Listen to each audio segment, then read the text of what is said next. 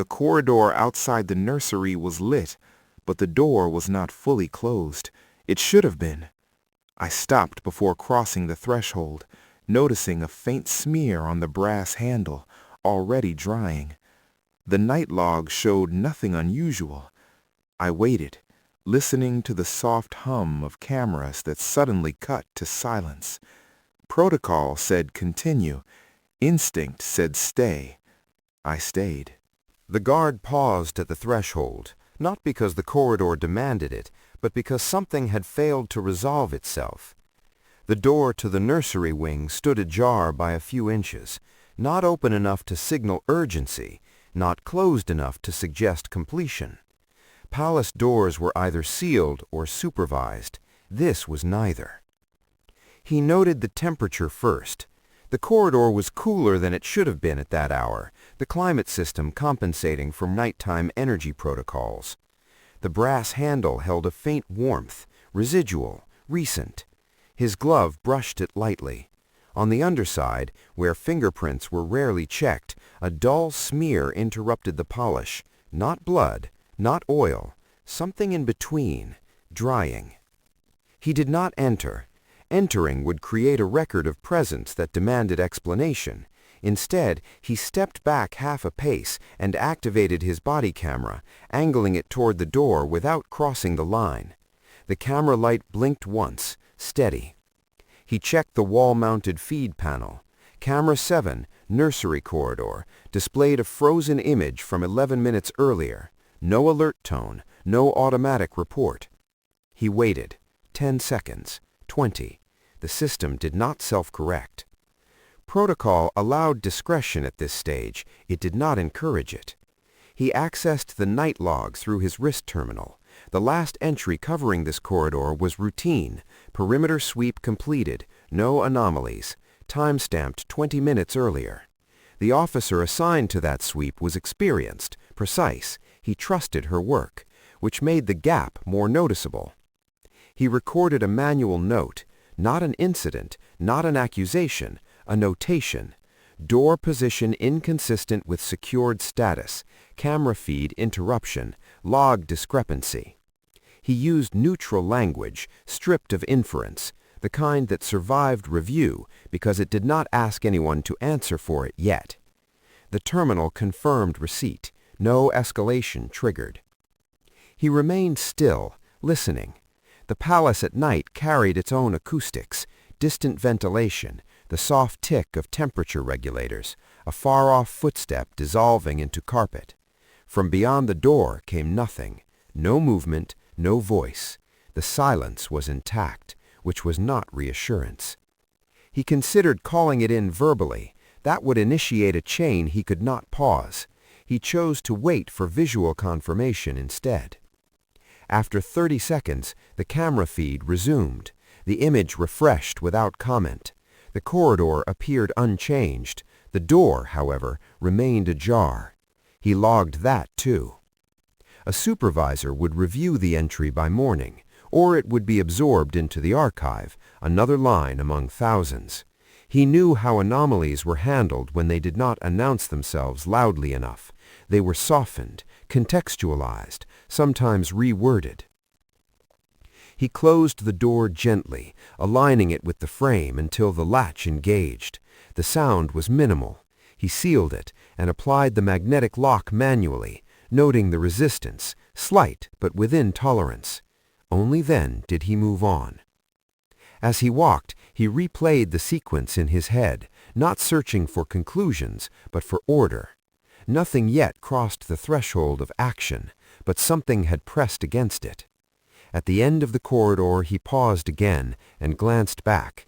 The door was closed now, perfectly ordinary.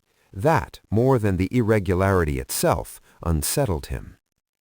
He finished the patrol without further deviation. By the time he returned to the guard room, the log entry had already been viewed once, no comment attached. He removed his gloves, placed them carefully in his locker, and washed his hands longer than required. The smear on the handle remained in his thoughts, its texture recalled with unnecessary clarity. He knew the system would resist what it could not categorize.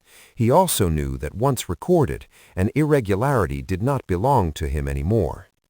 But it had begun with his pause, and that pause would follow him into the morning. The day shift transition began precisely at 6. The guard briefed his replacement with standard phrasing, omitting emphasis. He did not mention the door. The log would speak for itself, or it would not. As he signed off, a senior officer glanced at the terminal, then at him. No question followed.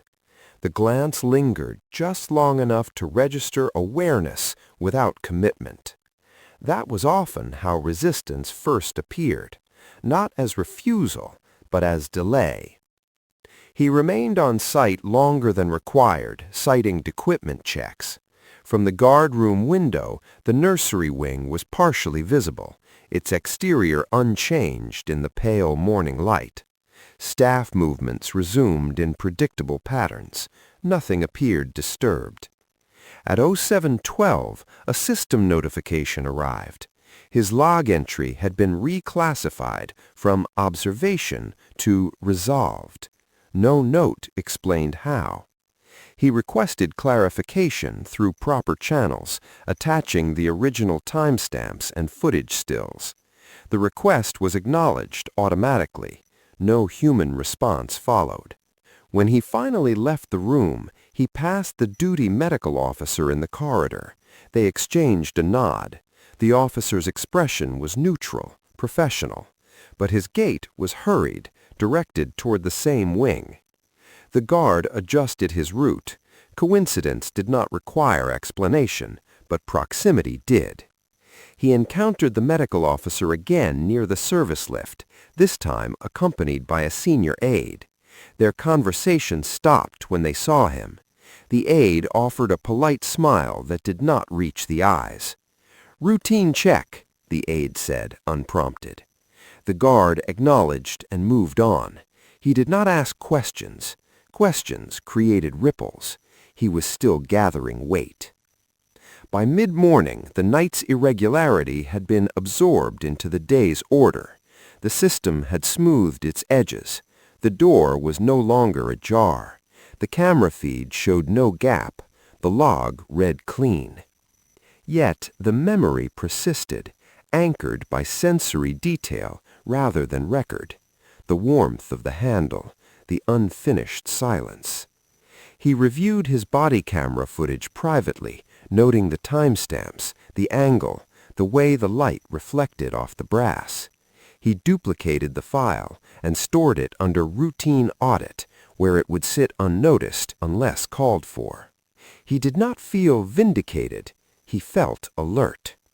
When the escort assignment came through shortly after noon, his name was included without comment. Standard rotation, no deviation. He prepared accordingly, checking uniform, equipment, posture. As he approached the nursery wing again, now active with staff and attendants, he noted that the door he had sealed the night before bore a fresh polish. The smear was gone. The handle gleamed. He logged that, too, quietly. Nothing had been proven. Nothing had been accused. But the system had reacted, and systems only reacted when touched. He took his position at the appointed mark, eyes forward, attention wide. Whatever had begun as an unlogged detail had not ended with its resolution. It had merely changed rooms. The guard moved through the nursery corridor with measured steps, boots silent against the carpeted floor. Sunlight filtered through the tall windows, muted by sheer curtains, casting pale rectangles that shifted slowly with the hour. The scent of polish and faint antiseptic hung in the air, a routine olfactory backdrop he had memorized, a constant he relied on for situational awareness. Each door along the corridor was closed or monitored, each threshold a line of observation. Charlotte was seated at a small table, occupied with a jigsaw puzzle. Her posture was upright, meticulous, as though she had memorized the way she was expected to sit and move in the presence of staff. She did not look up immediately. The guard noted how her sleeve, pulled slightly above the elbow, exposed a portion of her arm. He froze mid-step. A faint bruise marked the pale skin, irregular in shape and darker at its center. It was subtle enough that casual observation would miss it, but the guard had learned to see what should not be there. He scanned for other signs: posture, reaction, eye movement. Charlotte's fingers paused over a puzzle piece. Her eyes flicked briefly toward him, carefully controlled. She did not speak. She did not react outwardly. He continued his approach, deliberately slow, allowing the child to remain undisturbed. The room smelled faintly of crayons and wax, mixed with the faint metallic tang of the palace's heating system. He crouched slightly to align his line of sight with hers, careful not to invade personal space. "Good morning, Charlotte," he said softly, just enough for recognition without prompting alarm. Her gaze returned, neutral, practiced. No response beyond the expected nod. He noted the bruise again. Its edges were irregular. The coloration suggested it was recent, not severe, but present. Not a mark of play or learning, not the accidental bumps of a child moving through a familiar room. Something had occurred. The guard's mind catalogued possibilities with precision. He considered the staff on duty yesterday, the attendants assigned to the nursery overnight. He accessed his memory of prior routines. No falls reported, no incidents, no notes in any log referenced this area during the previous patrols. He stood upright slowly, adjusting his uniform with a careful hand. Movement was deliberate. He did not want to alarm Charlotte or attract unnecessary attention. His duty was to observe, protect, and intervene only when protocol dictated. Yet instinct warned him that protocol alone would not suffice. He moved toward the table, offering to assist with the puzzle.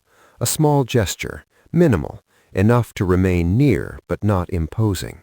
Charlotte's hands lifted a piece, and her eyes followed the guard's movements carefully. She did not flinch. She did not complain. The guard noted the controlled silence.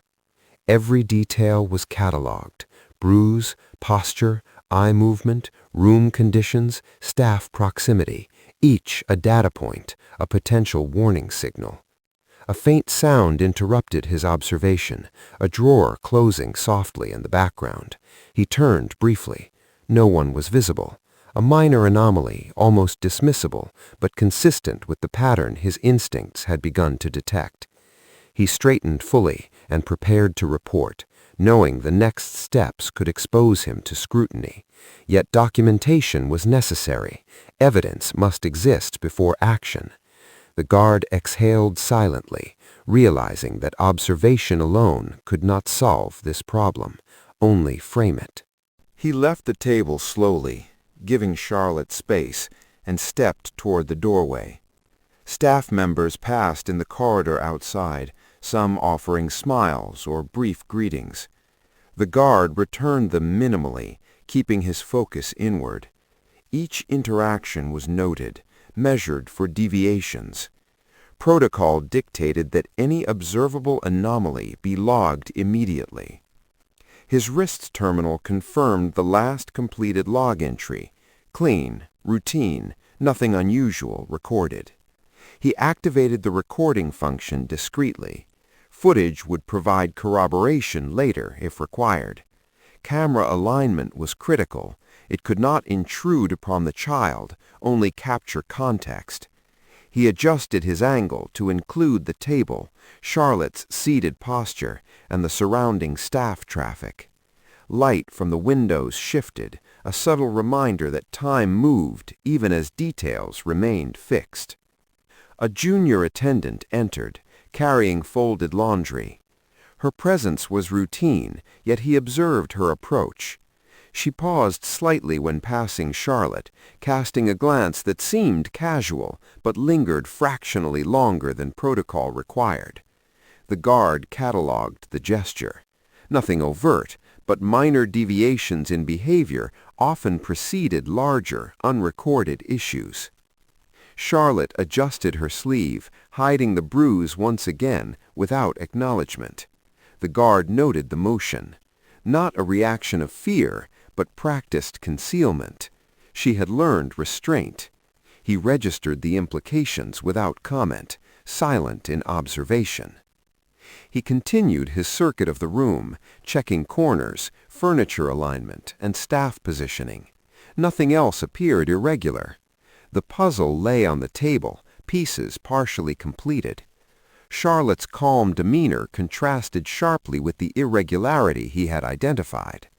He recorded his observations in the terminal: bruise present, controlled behavior, staff interactions noted, room conditions normal.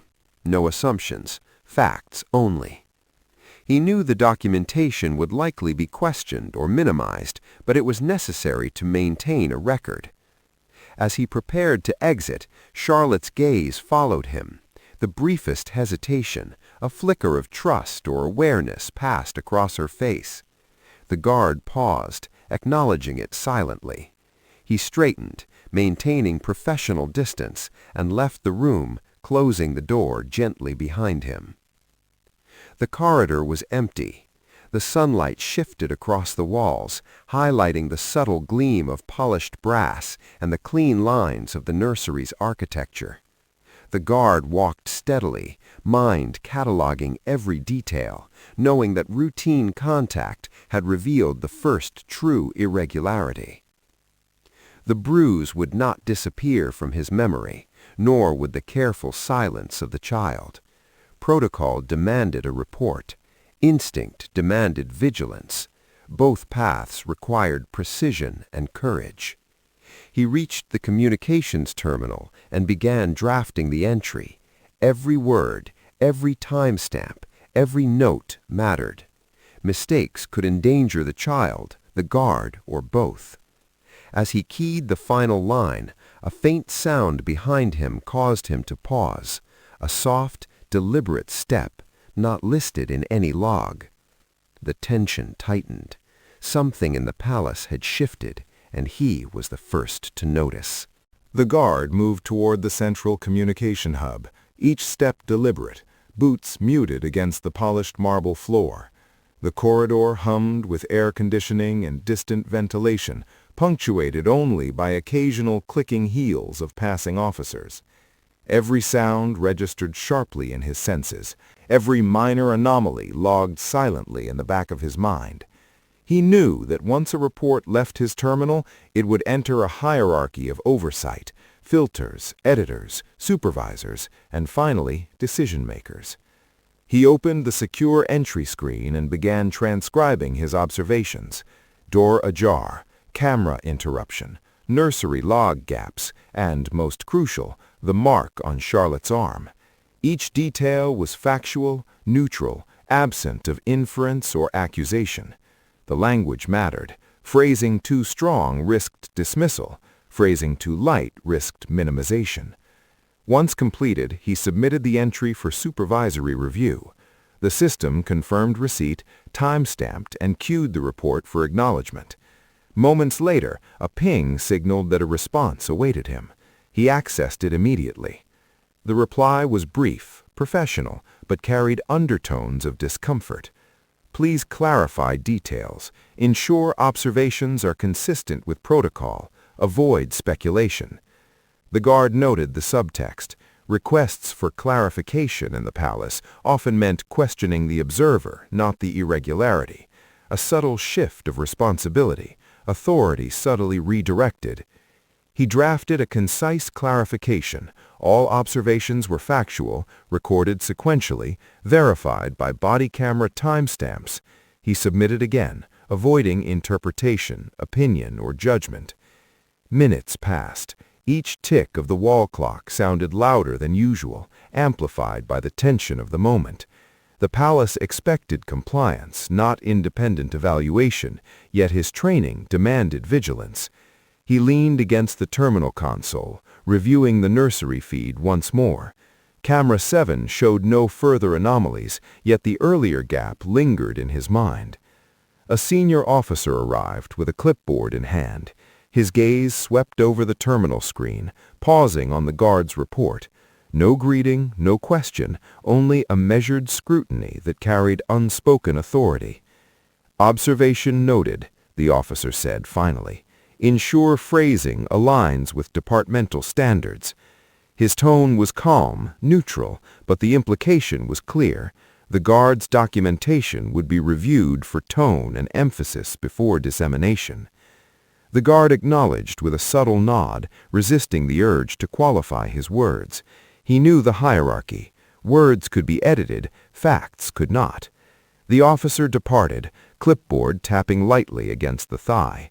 The guard returned to his post, reviewing the report again. He knew that a single misalignment, any perceived dramatic interpretation, could trigger reassignment, questioning, or worse. Yet ignoring facts was unconscionable. He felt the weight of institutional resistance pressing against him, quiet, procedural, inevitable. The palace valued order above observation, hierarchy above instinct. Every precaution he took, every careful word typed, balanced on this knife edge. The system hummed, unyielding. The log was visible to dozens, yet invisible in impact. And yet, beneath the calm, the irregularity persisted. Shortly after the supervisory review, the guard was summoned to a small office adjoining the central hub. A mid-level administrator sat behind the desk, shuffling papers. The room smelled faintly of ink and polished wood, a controlled environment where nothing escaped scrutiny. "Regarding your recent report," the administrator began without preamble, eyes scanning the screen, "your phrasing may imply negligence or misconduct.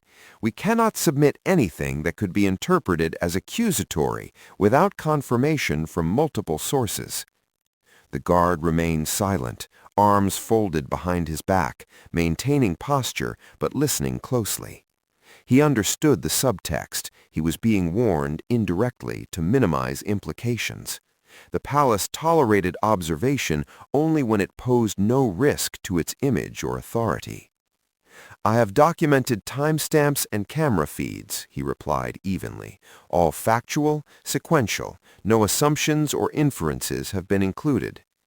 The administrator nodded slowly, a gesture both acknowledging and dismissing.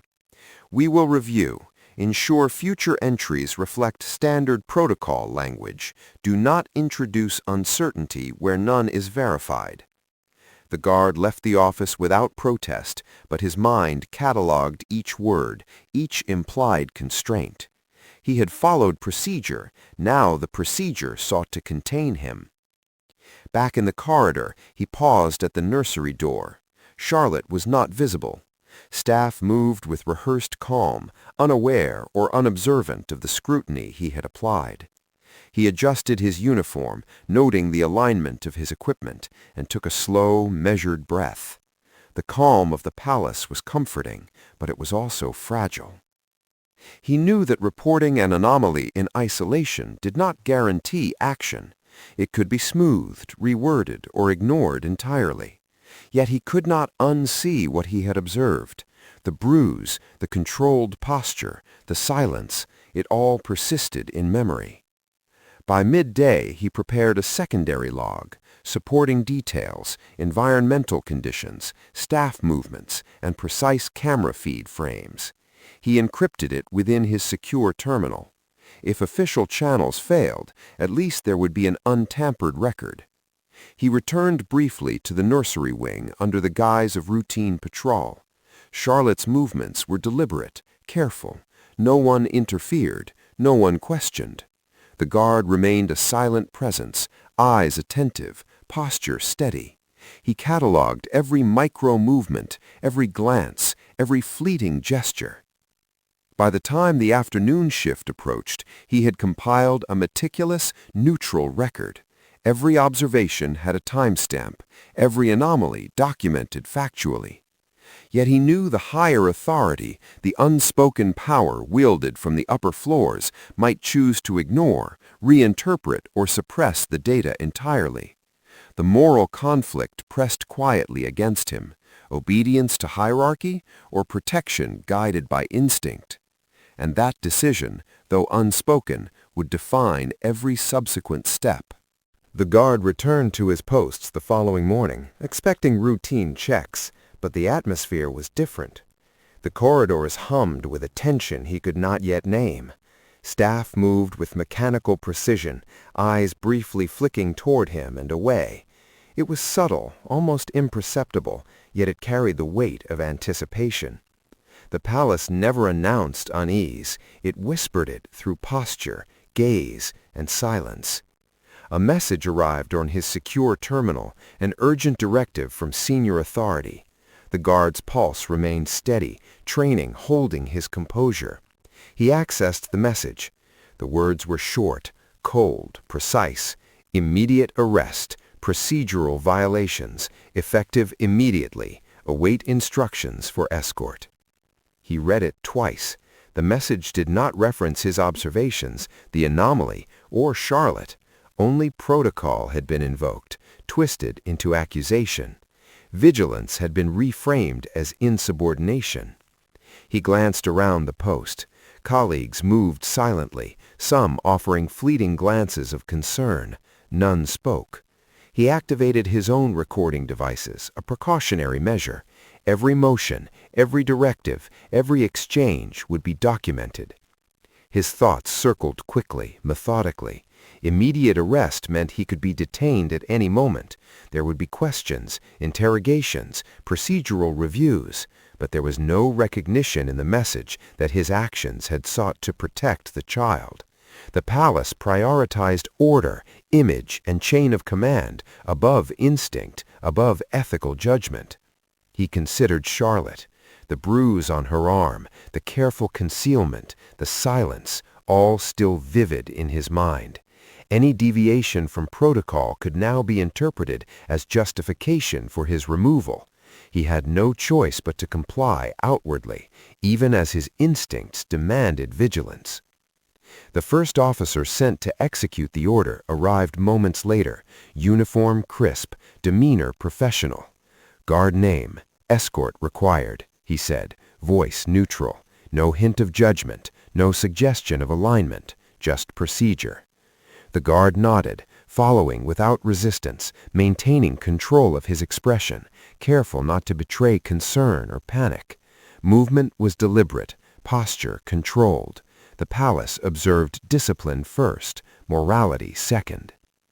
As they proceeded through the palace corridors, each step echoed slightly against marble, a rhythm punctuated by distant conversations, door closures, and the muted hum of lighting systems. The guard cataloged everything: the time, the movement, the presence of onlookers. Every detail mattered. Arriving at the designated processing area, he paused briefly at the threshold, noting a minor anomaly, a security log entry missing a signature from the previous shift. It was procedural, but unusual. He made a mental note. No one else seemed to register it. Inside, senior officials waited. Their expressions were neutral, composed, yet the weight of authority pressed visibly on the guard. He acknowledged their presence, silent, posture unyielding. His hands remained at his sides, unbound. The first officer sent to execute the order arrived moments later, uniform crisp, demeanor professional. Guard name, escort required, he said, voice neutral. No hint of judgment, no suggestion of alignment, just procedure. The guard nodded, following without resistance, maintaining control of his expression, careful not to betray concern or panic. Movement was deliberate, posture controlled. The palace observed discipline first, morality second. As they proceeded through the palace corridors, each step echoed slightly against marble, a rhythm punctuated by distant conversations, door closures, and the muted hum of lighting systems. The guard cataloged everything: the time, the movement, the presence of onlookers. Every detail mattered. Arriving at the designated processing area, he paused briefly at the threshold, noting a minor anomaly, a security log entry missing a signature from the previous shift. It was procedural, but unusual. He made a mental note. No one else seemed to register it. Inside, senior officials waited. Their expressions were neutral, composed, yet the weight of authority pressed visibly on the guard. He acknowledged their presence, silent, posture unyielding. His hands remained at his sides, unbound. The first officer sent to execute the order arrived moments later, uniform crisp, demeanor professional. "Guard name, escort required," he said, voice neutral. No hint of judgment, no suggestion of alignment, just procedure. The guard nodded, following without resistance, maintaining control of his expression, careful not to betray concern or panic. Movement was deliberate, posture controlled. The palace observed discipline first, morality second. As they proceeded through the palace corridors, each step echoed slightly against marble, a rhythm punctuated by distant conversations, door closures, and the muted hum of lighting systems. The guard catalogued everything, the time, the movement, the presence of onlookers. Every detail mattered. Arriving at the designated processing area, he paused briefly at the threshold, noting a minor anomaly, a security log entry missing a signature from the previous shift. It was procedural, but unusual. He made a mental note. No one else seemed to register it. Inside, senior officials waited. Their expressions were neutral, composed, yet the weight of authority pressed visibly on the guard. He acknowledged their presence, silent, posture unyielding. His hands remained at his sides, unbound. He was led along a corridor rarely traversed by guards at this hour, the walls lined with polished wood and discreet surveillance cameras. The air was cooler here, conditioned for staff and detainment purposes. Light reflected off brass fittings, highlighting imperfections that otherwise escaped notice. Each detail registered in the guard's mind, stored for reference. The officer accompanying him spoke only to confirm procedural compliance, log check, badge scan, terminal verification. Their movements were precise, disciplined, devoid of expression. This was protocol reduced to its purest form, mechanical execution. Inside the processing room, a secure chair awaited. The guard seated himself, hands resting lightly on his knees. He did not resist. He understood that any outward defiance could be misconstrued, amplifying consequences unnecessarily. A senior official approached, reviewing the arrest order again. "Guard name. Your actions have been interpreted as exceeding authorized discretion," the officer said. His voice was calm, professional, but each word carried implicit censure. "Immediate review and confinement are required under standard protocol." The guard's mind catalogued the process as if observing a third party. Every motion, every spoken word, every gaze was a data point. He did not respond verbally, only acknowledged with a nod. Internal calculation and moral judgment coexisted silently. He reflected on the anomaly in the nursery corridor, the bruise, the child's controlled posture. That memory provided a counterweight to the official narrative. His duty remained, despite misinterpretation. The tension between procedural compliance and moral responsibility intensified, pressing against him with quiet insistence. As the detention process commenced, he noticed subtle irregularities, a missing signature on a secondary log, a terminal that briefly flickered, a slight delay in the activation of security protocols. These were minor, almost imperceptible, but consistent with the pattern of systemic resistance he had observed. He made silent mental notes. Evidence mattered more than rhetoric. Every observation, however small, could support truth against misapplied authority. Minutes passed, measured and deliberate. He remained seated, posture composed, eyes attentive, cataloging everything in his immediate environment. The palace functioned like a living organism, meticulous, ordered, and resistant to deviation. He was a single node, one carefully positioned within the system, balancing vigilance and compliance. Then, through the stillness, a faint sound reached him, a soft, deliberate step from beyond the room, not listed in any log, not expected by protocol. His instincts, trained yet intuitive, registered it immediately. Something, as always, was unresolved. The tension coiled further. The guard inhaled slowly, steadying himself. Immediate arrest had begun, but the real work, protection, observation, moral navigation, was far from over. After the procedural confinement, the guard was released to continue duties under close supervision, but the weight of scrutiny hung heavily. Every corridor, every doorway, every light fixture seemed to carry a silent observer. The palace operated like a network of frictionless motion, but he could feel the subtle drag of authority attempting to contain him. He returned to the nursery wing under the guise of routine patrol. Charlotte was there, calm and composed, as if nothing had occurred, yet her sleeve still bore a faint discoloration near the elbow, nearly hidden by careful adjustment. The guard catalogued it silently, noting the angle, size, and color gradient.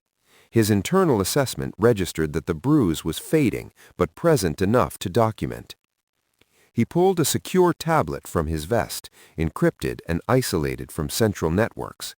Camera footage from the previous night, including the corridor with the ajar door, had been saved. He cross-referenced the timestamps against the manual log he had created, ensuring no discrepancy existed. He duplicated each file, storing it separately. The palace protocols dictated that any deviation be noted, reviewed, and verified by at least 2 supervisors, yet the earlier suppression of his report had proven the system's weakness. Evidence could be minimized, reframed, or erased. His instinct told him the only way to preserve the truth was to maintain independent copies and detailed notes. As he moved through the wing, he reviewed staff access logs. Times, names, and assignments were all cataloged, revealing subtle overlaps and unlogged entries. No immediate cause for alarm appeared, yet patterns suggested that someone, or several, had interacted with the nursery outside standard procedure. He documented every detail: timestamps, locations, staff identities, camera footage frames. Even minor anomalies like a fleeting shadow or slight misalignment of furniture were noted. Each observation was factual, neutral, and verifiable. The palace would later claim precision, but his documentation ensured transparency beyond official narratives. The guard paused near the door to Charlotte's room, observing her posture and movements.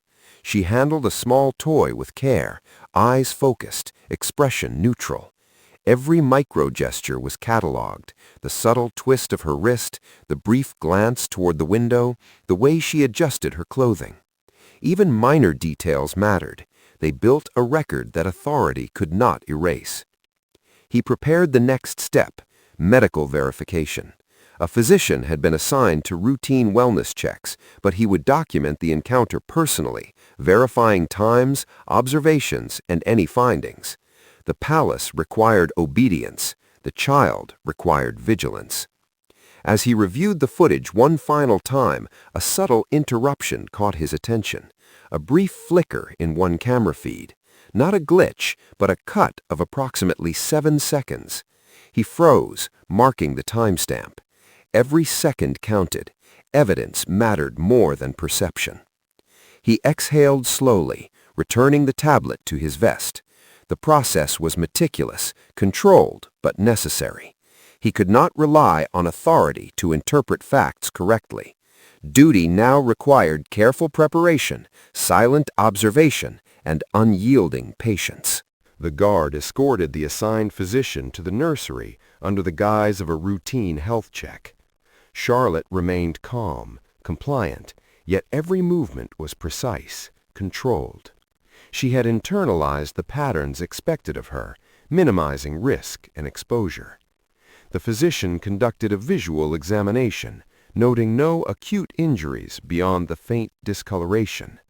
The guard recorded each step, each observation, each interaction, using his secure device. Time, temperature, lighting, positioning, all factors that could influence perception, were documented meticulously. He knew that if the bruise faded further, any retrospective claim could dismiss prior observations.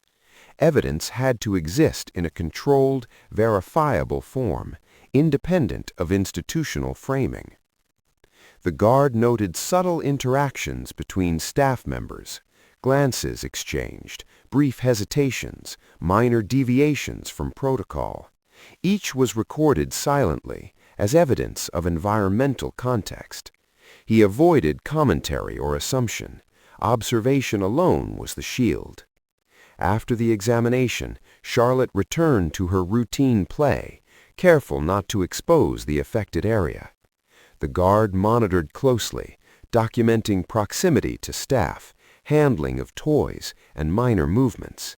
Each element contributed to a broader understanding of her environment, potential risks, and staff conduct.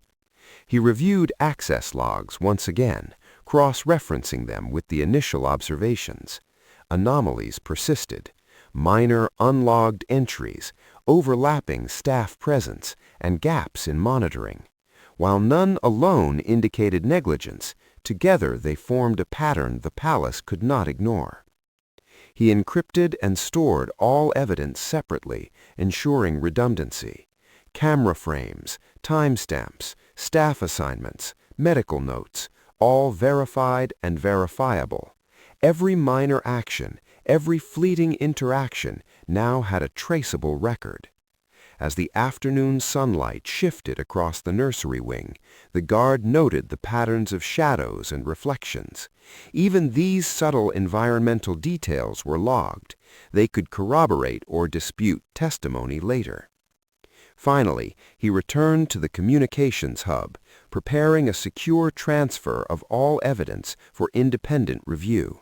Every step had been taken to ensure that no administrative misrepresentation could overwrite the facts. Duty demanded precision. Obedience alone was insufficient. A soft sound echoed from the corridor, a door closing gently. His attention snapped to it. The briefest anomaly, imperceptible to most, but in context significant. The palace never paused. It never waited. Neither could he. The guard moved through the palace corridors with measured steps, each footfall muted against the polished stone. The midday sunlight slanted through high windows, reflecting off brass fixtures and casting elongated shadows along the walls. Every detail was catalogued: temperature, scent of waxed floors, faint hum of ventilation, as if the building itself were a living entity observing his movements. Charlotte waited in the nursery, seated quietly at her table, focused on a drawing. Her sleeve was adjusted precisely to conceal the fading bruise. She did not glance toward him, did not speak. The guard approached, maintaining a distance sufficient to avoid intrusion, yet close enough to monitor subtle changes in posture and micro-expression. A physician had been prepped to accompany the transfer. The movement was to appear routine, a precautionary medical review, but the guard knew the stakes were higher. The palace hierarchy had resisted his previous reports. Any misstep, any misalignment with protocol could reflect badly upon him, and yet the child's safety demanded careful execution. He approached Charlotte slowly, speaking in a neutral, even tone. "Time to go for a check," he said softly. Her response was a subtle nod, silent compliance. She had learned restraint, understanding the rhythms of the palace and its observers. The physician followed quietly, clipboard in hand, eyes scanning Charlotte and the room with professional detachment. The guard observed each movement, the subtle adjustments of the physician's bag, the placement of instruments, the measured pace of the staff. Each step, Each gesture was catalogued in his memory and in the secure log he maintained. The child rose, folding her drawing neatly and placing it on the table. She lifted her small bag and walked with him down the corridor. The guard flanked her slightly behind, allowing her to lead the pace while remaining close enough to intervene if necessary. Corridors passed in predictable sequences: arches, polished floors, wall sconces casting muted light.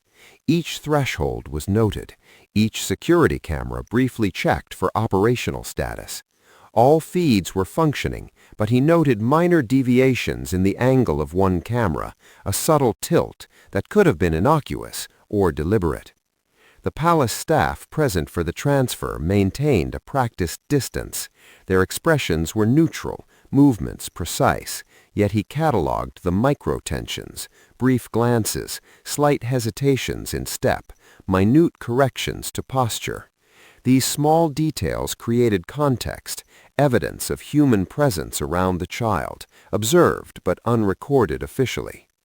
The guard remained vigilant, noting environmental factors, air conditioning fluctuating slightly, the polished floors reflecting light differently than expected, the faint scent of the nursery lingering into the corridor.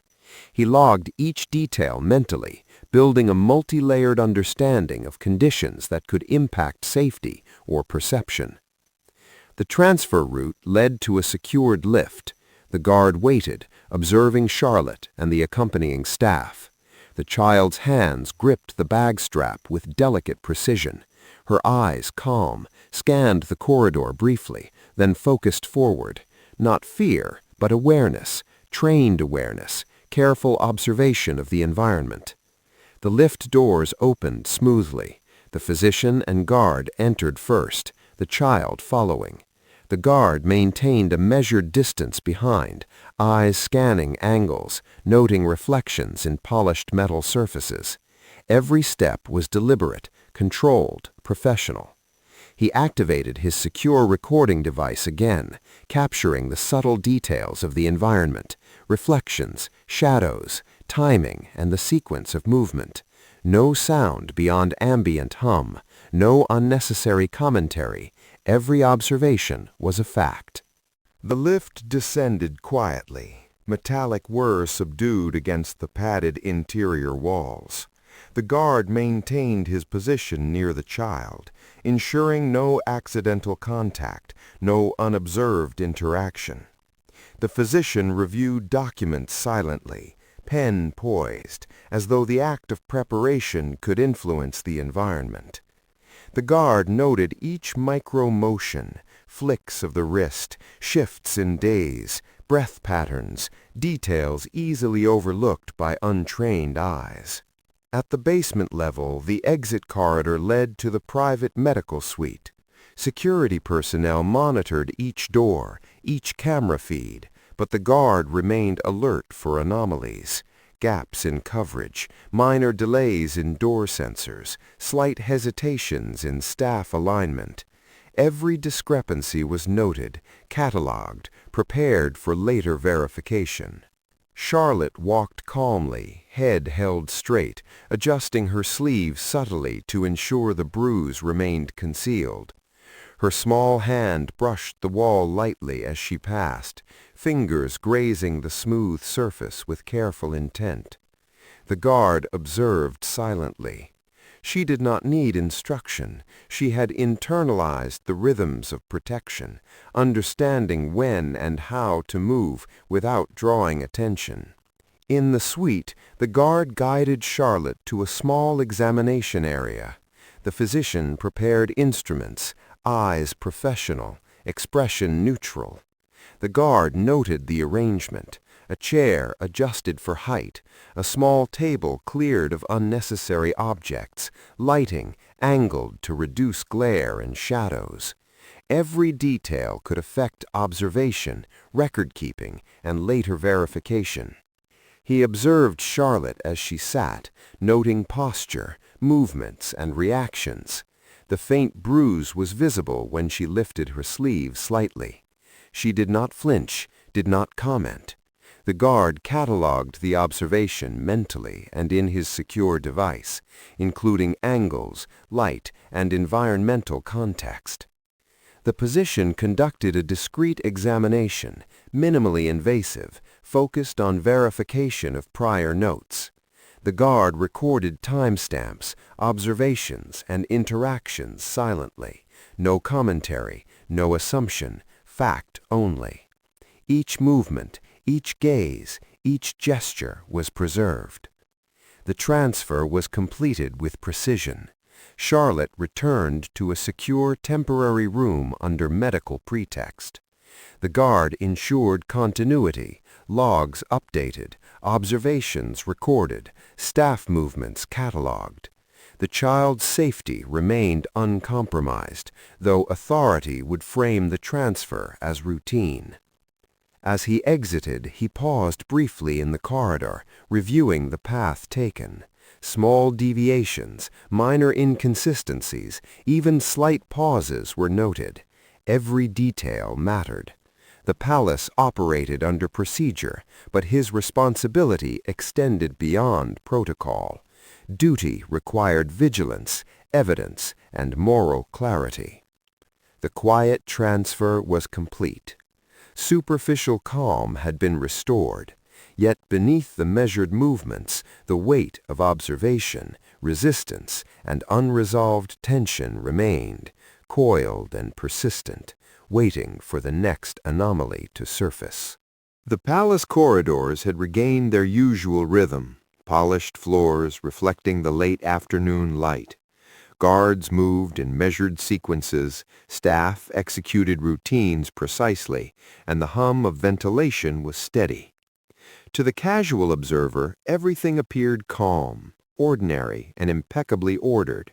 Yet the guard knew that beneath this surface, events were converging.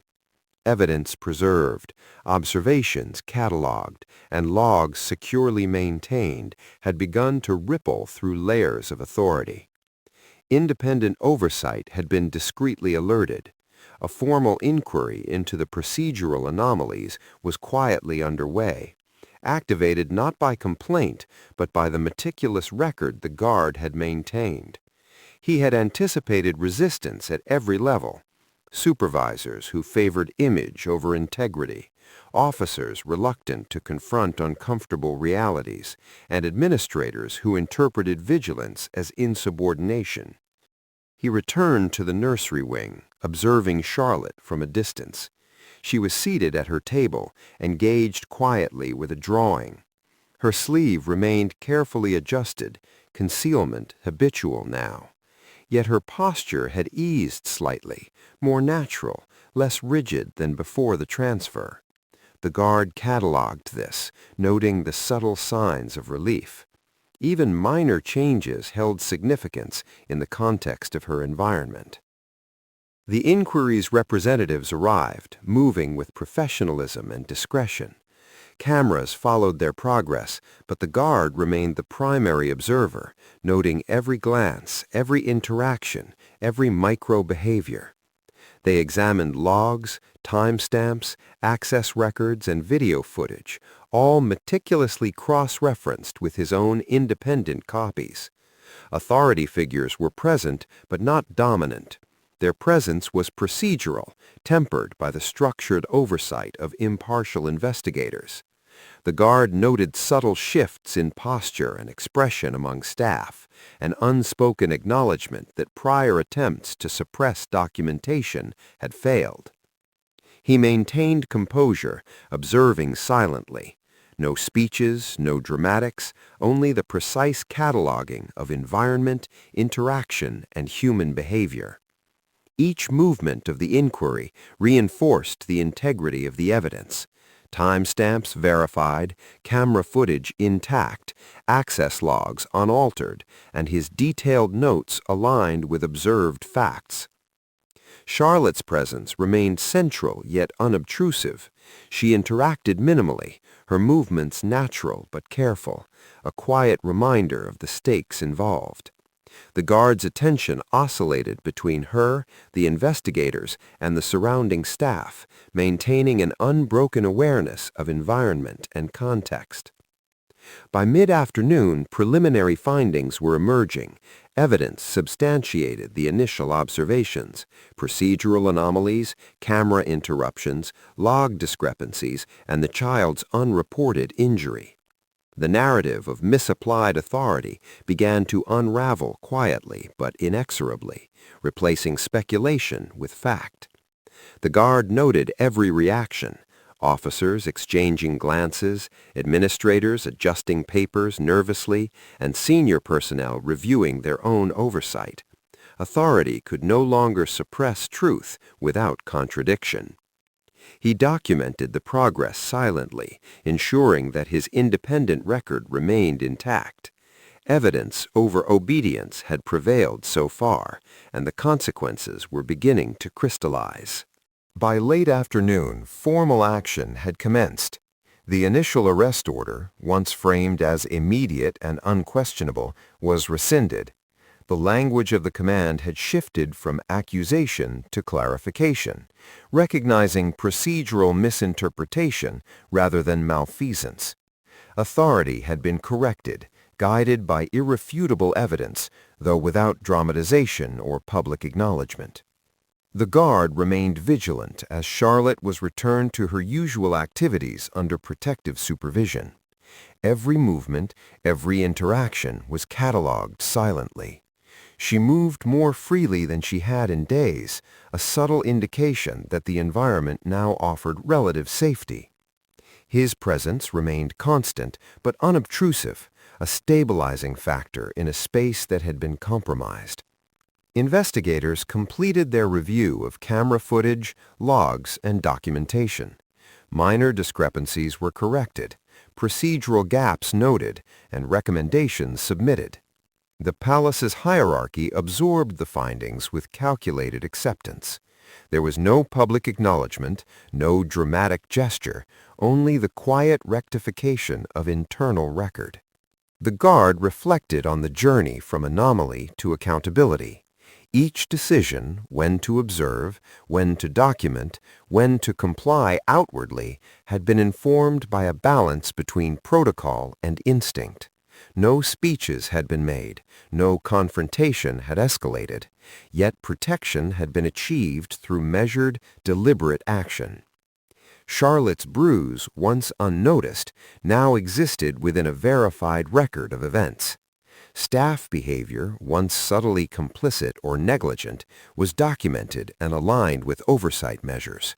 Authority, once rigid and unyielding, had adjusted in response to verifiable facts rather than perception.